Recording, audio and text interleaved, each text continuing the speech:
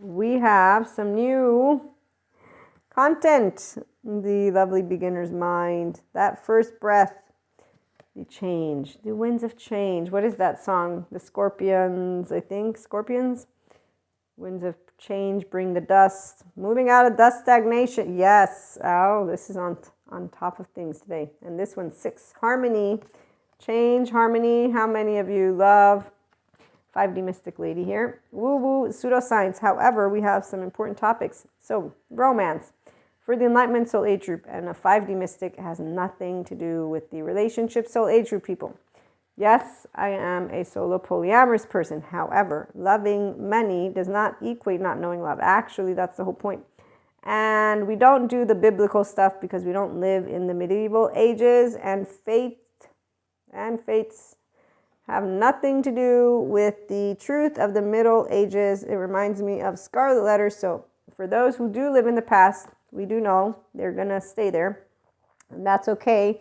Because see, they don't like what is called the herald of change, right? They don't do action. No. They stay in their shame, blame, fault, revenge. They stay in their societal old times. They don't open themselves up to limited, infinite possibilities. So they don't learn how to integrate their actual human being brain. And in fact, they don't learn about the veil of forgiveness.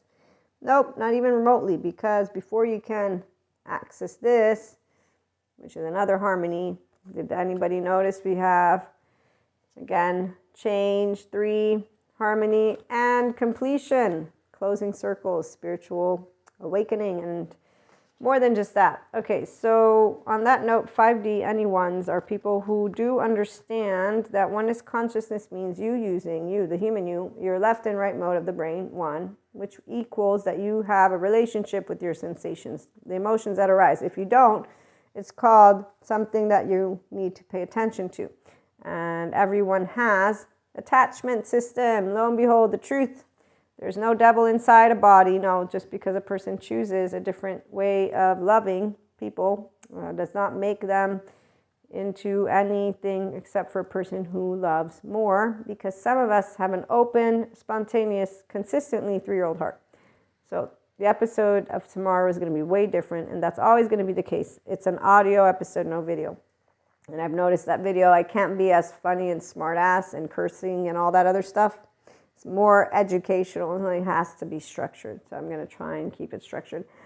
But if you want to have some fun and get some psych education, it's on Spotify for podcasters, Spotify, Amazon, you name it, music, Apple, iHeart, all places. Just look up Inspiring Human Potential and you'll find it. And again, it's the second episode of the day. The first one I forget. I think it's about polyamory in a mononormative world, monoamorous, the tongue twister world. So on that note, romance is actually not anywhere to be found if you don't have the ability to self-regulate and co-regulate.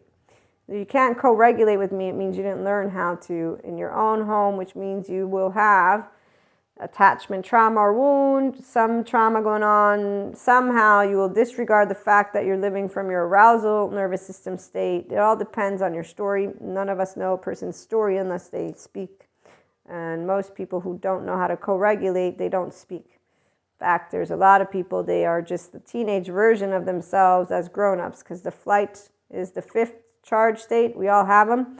And 14, 15, 16 is the one that leads the way. And if you don't connect to your higher self, which means you become compassionate, unconditionally loving, you can be yourself, you know how to have a bunch of conversations with a lot of different people, and you can accept different lifestyle choices. So polyamory, for example, versus, no, I'm so insecure that I need to have you all for myself, and you don't know what love is if you love more than one person. I've seen people that believe this stuff. So that's the part, subjective life experiences.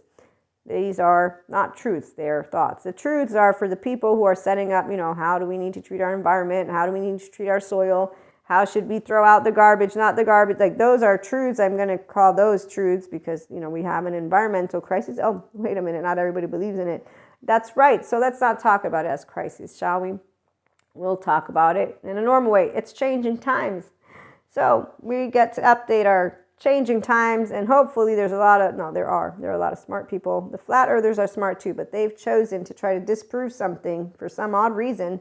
as a lot of other people are trying to prove that right now we are living the actual apocalypse, which, yes, I've read about it. I intuitively, as a 5D mystic, knew that that would take place, that the 3D, 4D would stay within this bandwidth, and I just didn't actually believe it. You know, you don't believe until you see, but see, the reason I didn't believe is because even though as a teenager I did make humor about people being stupid, I don't actually believe that. No, I believe in the infinite, higher human consciousness potential experience. I'm living it, I teach it, I tease about it.